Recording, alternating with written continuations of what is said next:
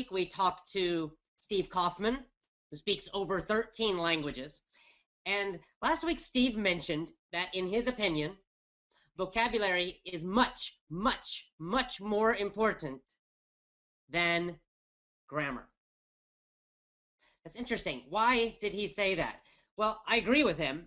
And the reason is that with vocabulary, you can communicate. If you know words, if you know their meaning, you understand them when you hear them, and you can use them, then you can communicate.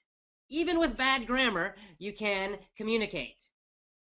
But without the words, there's no communication. So you might have perfect grammar, but if your vocabulary is very, very, very small, you can't say very much. So vocabulary is super important. Very, very important. So this is a big question. It's an important question. How to learn vocabulary faster and how to remember it longer. Because many times we study vocabulary, and especially in schools in the old ways, we study this list of vocabulary, and we memorize it, and we remember it for the test, and we get a good score on the test, hopefully. And then what happens? Then often we forget. Or maybe not for a test. Maybe we're just trying to improve our vocabulary. So we study a list, we memorize it, memorize it, memorize it, and then what happens?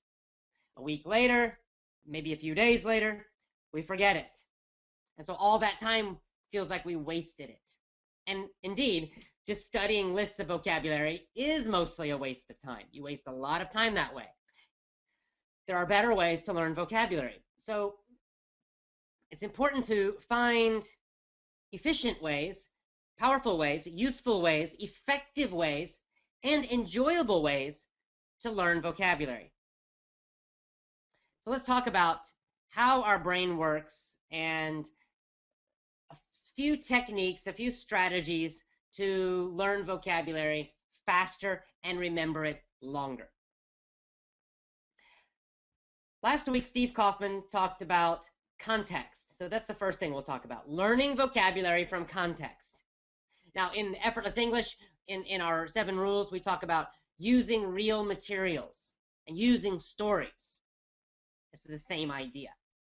Basically, what this means is that it's much more powerful to learn vocabulary from real situations, from some kind of situation. So you're not just learning an individual word from some list, because then you're just learning a word and a definition. When you do that old way, that school way, you learn a word and the meaning of the word. But there's no situation, so you really don't understand fully how to use that word. And you really don't understand the true meaning of that word because you have not seen it used in a real sentence, in a real story, in a real conversation. The other reason learning vocabulary from real situations, context, is important is because it's easier to remember. Let me give you an example. Let's say you want to learn the word baseball bat. 2 words, actually. Baseball bat. Maybe you come from a country where there's no baseball. So baseball bat, you want to learn this word. So a baseball bat, it's a long stick. It's used in the game of baseball. Now, one way to learn that word or phrase would be to study it in a list, baseball bat, and then you look at the meaning or the translation, and you say it again and again, baseball bat, baseball bat, baseball bat, and you look at the meaning, and you try to remember it. That might work, but it might not, and it would be less efficient, less effective. A better way would be to go to a baseball game. Let's say you're visiting the United States, you go to a baseball game, and then you notice the guy is holding something. You ask your friend, what's that? Oh, that's the bat. That's the baseball bat. They use it to hit the ball. And so you're in a real situation. You're at a baseball game. You're seeing the baseball bat, seeing it used. You're having a real conversation with a friend.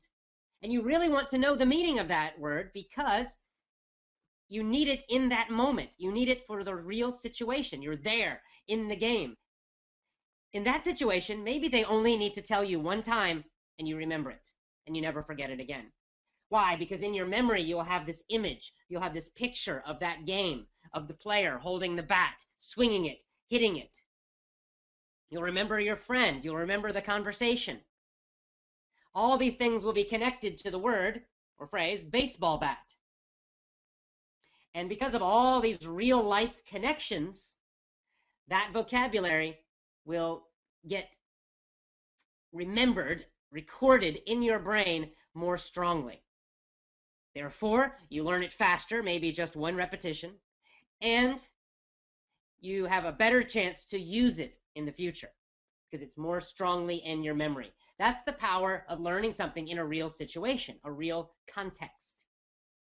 We can make this even more powerful because our memories work better with strong emotion. So let's keep using this example, baseball bat. Let's imagine that during that game, a player walks up to you. He sees you. He walks up to you and he has the baseball bat and he says, "I'm going to kill you." And he's about to hit you and your friend says, "No, don't hit him with the bat." So what do you have? Now you have emotion, probably fear. You're, "Oh, this big player has a bat. He's going to swing it maybe and hit your head." And your friend yells, "Don't hit him," or her, if you're a woman, "with the bat. Don't hit him with the bat. Don't hit him with the baseball bat. Don't do it." So now again, you have your friend yelling the word bat or baseball bat. Again, you have a real situation, but now this real situation is very emotional, right? You've got a strong feeling of fear. "Oh, this big guy's going to hit you with the bat." Well, that fear, that strong emotion, actually will make the memory much, much stronger. And so you will really remember that word because of that whole situation. All of that is very easy to remember. Now, it can be any emotion. Fear is one strong emotion. It could be excitement. It could be, a really high energy feeling. It could be enthusiasm. So the point is, though, that a more emotional situation is better for learning the word or learning words. Finally, actions help us with vocabulary, help us to learn vocabulary. So I talk about this in past videos, but in Power English, in our Power English course, we use action vocabulary videos at the beginning to teach you this technique. The basic idea is that if you have a word you're trying to learn, you create some action, some movement that reminds you of the meaning. So again, let's say baseball bat. You're trying to remember this word. Well, instead of just saying baseball bat, baseball bat, baseball bat, you actually imagine in your mind the bat, the stick, right? And then you could make an action like you're holding the bat and you swinging it like a baseball player. And you say baseball bat. So now you're combining this action with the word. You're saying the word and you're using the action.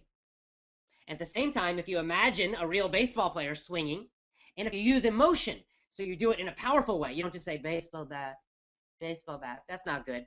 Instead, you use a lot of energy, a lot of enthusiasm, a lot of emotion, and the action, and you say baseball bat, wha! Baseball bat, baseball bat.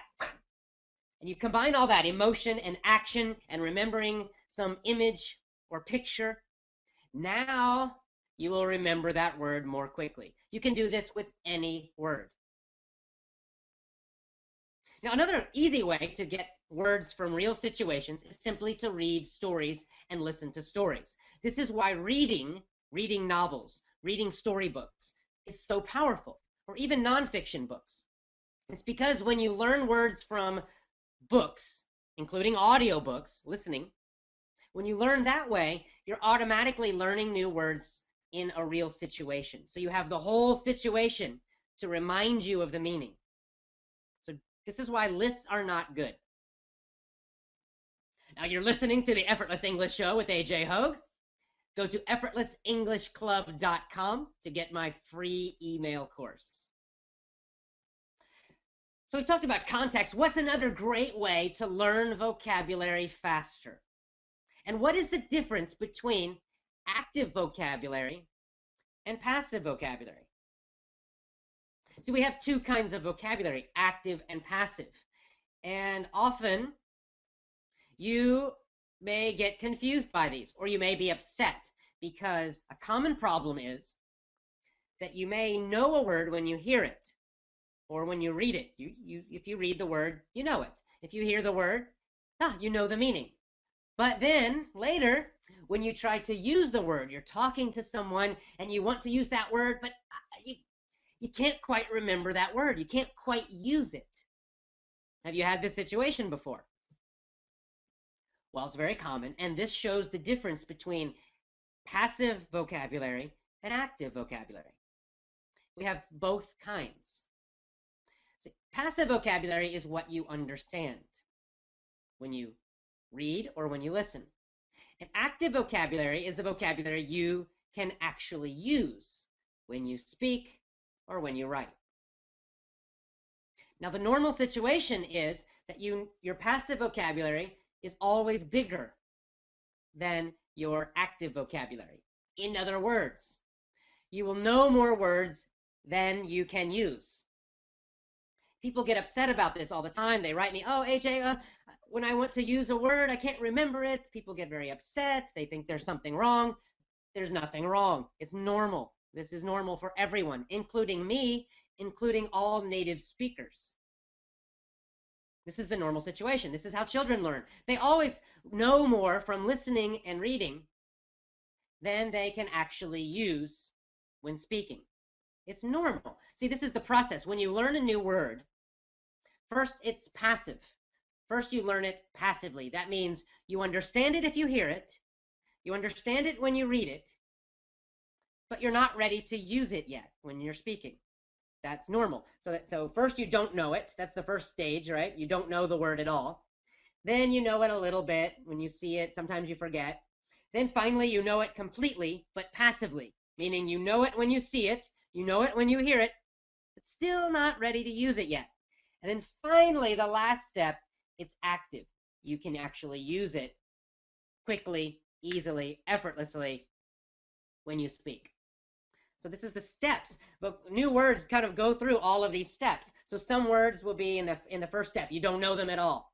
And then other words, you know a little bit. You kind of know the meaning, but not 100%. And then other words, you know 100% when you see them, but you can't use them.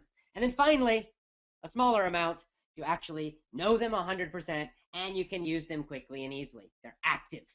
So we're moving the words step by step. No reason to get upset if there's a word that you can't use yet. It's okay. No problem.